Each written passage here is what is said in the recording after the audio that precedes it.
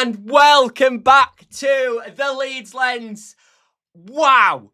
Oh my God. Leeds United put you through the ringer, don't they? We have just claimed an unbelievable point away at Chelsea.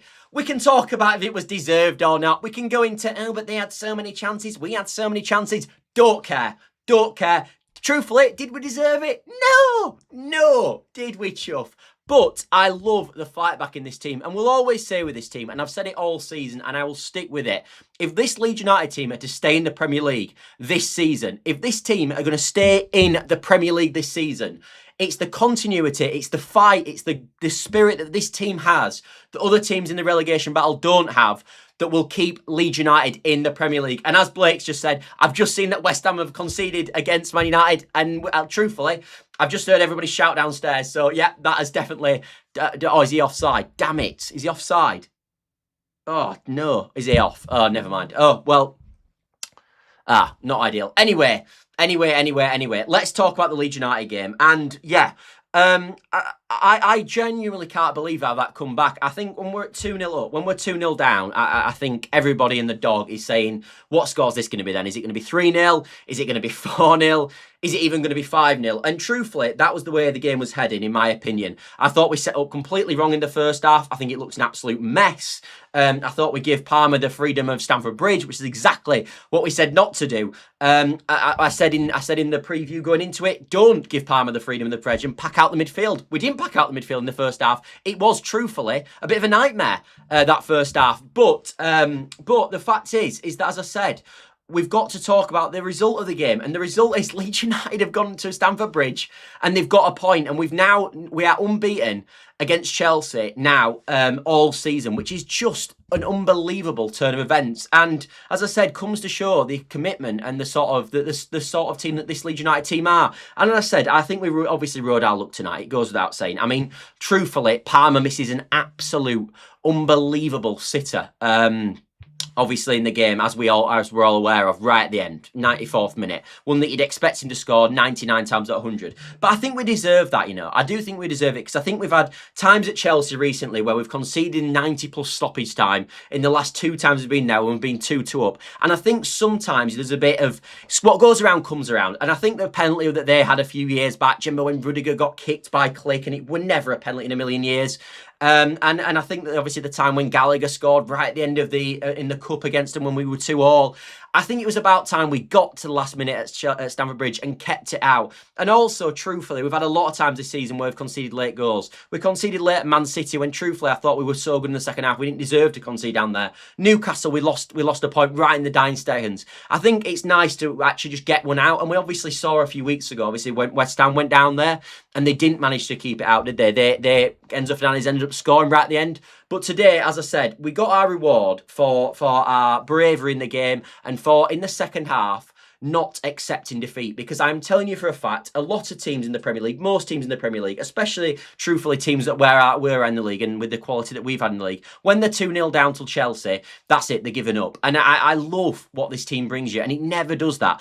And also, I think there was some star performances tonight, and there's someone that I want to mention, because this man is the most underappreciated player, arguably, in the Leeds team, and that is James Justin. How on earth he did not come out in that game with man of the match, I will never know. He was the best player in both teams by far for me. He was brilliant tonight. Absolutely sensational. Blocks, winning headers, opportunity going forward, winning free kicks when we needed. Every single thing that you'd want from James Justin, he was tonight. And he has been so... I think Leeds fans know about James Justin. I think they do. I think a lot of us have said how well James Justin plays and what a sign it's been.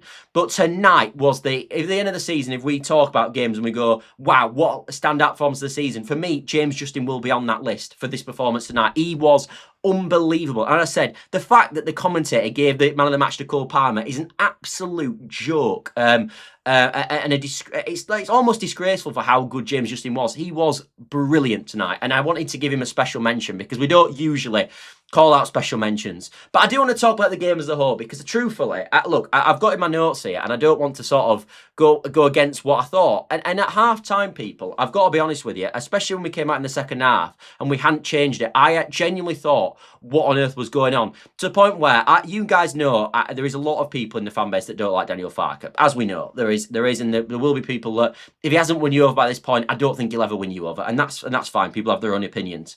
But I was with you guys in the first half who were not happy with Daniel Farke because I honestly thought that was as bad management as I've seen all season. The way we set up in the first half reminded me. The only obvious example I can give you to that is the Arsenal game. For me, it was that bad. I honestly thought. I genuinely thought that in the first half, it was like, what are we doing? As I said, we talked about this on the preview, and if any of you guys watched the preview, which I know a lot of you guys will have done, we talked about the idea that we had to pack out the midfield, and we couldn't let Enzo Fernandez and Cole Palmer pick the ball up, especially Cole Palmer, in them spaces between our holding midfield players and the back line. And we just didn't do that, and that cost us the first goal. And it also probably should have cost us a few more goals in the first half, because truthfully, Chelsea should have killed us off. It should have never...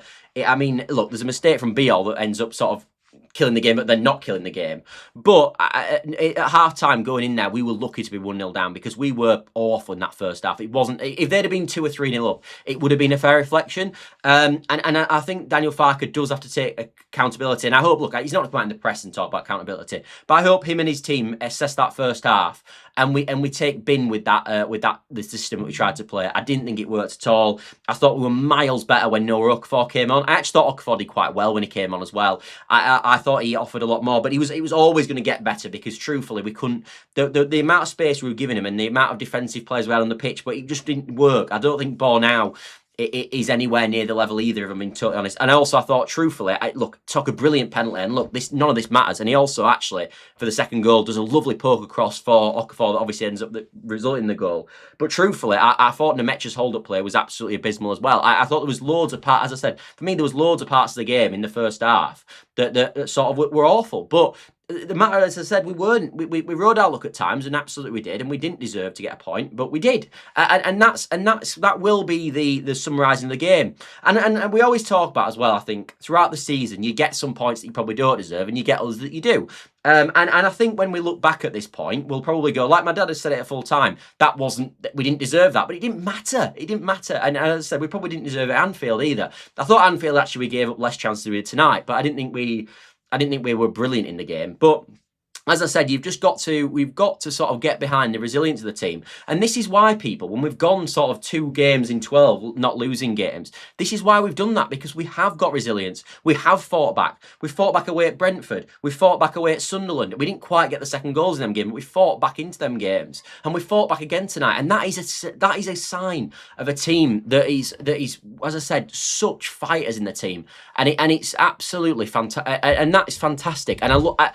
That's the sort of thing that you can get behind as a fan. You can get behind players like our team, and that's a message I've given to a long time. I don't think we've got tons of quality. I really don't. But I think you can get behind this team because they do a lot of things that you like as fans. They don't give up. They keep going to the end. They try the hardest. And look, we're a newly promoted team, and we're not going to have the best quality in the world, but it's at times like that when you've got to just appreciate the team, and I appreciate them massively. And truthfully, when we got our chances, we took them, because we've seen people miss penalties at Stamford Bridge before, and the Nemecha penalty was outstanding as well.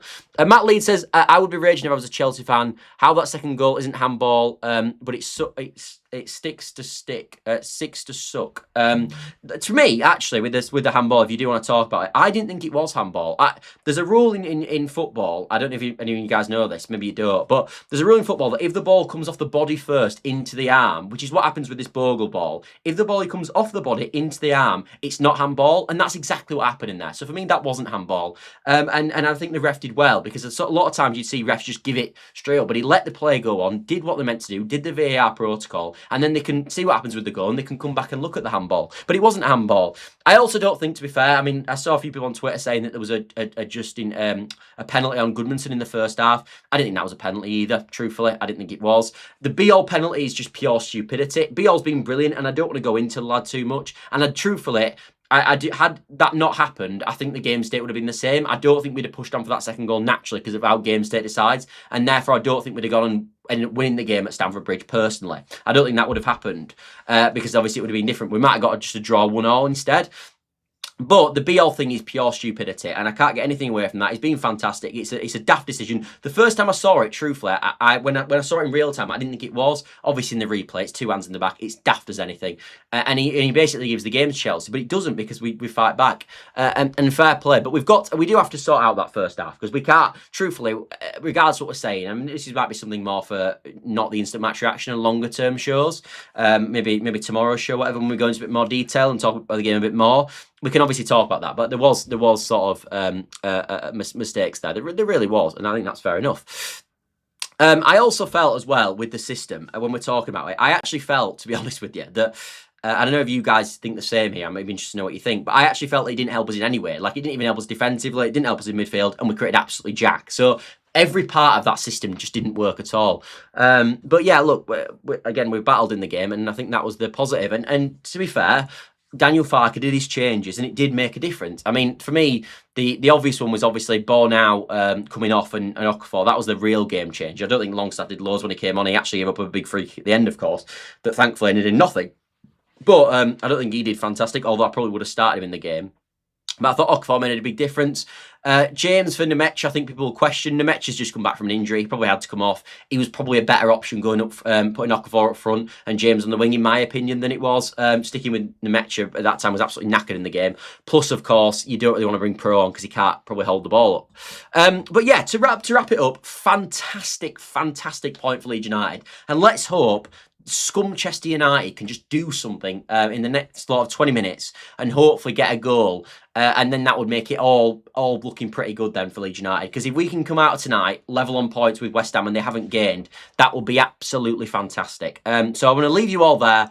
Thanks all for watching as always. And then tomorrow we'll discuss what's happened with West Ham, all that sort of good stuff. We will be back tomorrow. I think we might go actually tomorrow after the games. So we might do a bit of a later stream. I think Forest play at maybe 7:30. So we might go at 9:30 again. And we'll talk about West Ham and talk about Forest. Obviously as well, important to mention Spurs lost tonight against Newcastle as well, which again is another huge positive for Leeds United.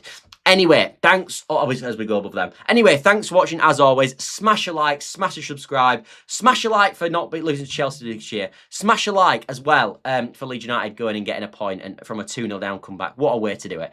Anyway, thanks all for watching, everybody, and I will sort my hair out for tomorrow, truthfully. But I also will see you tomorrow. See you later, everybody, and let's hope Scumchester can get a goal. See you later. Bye for now.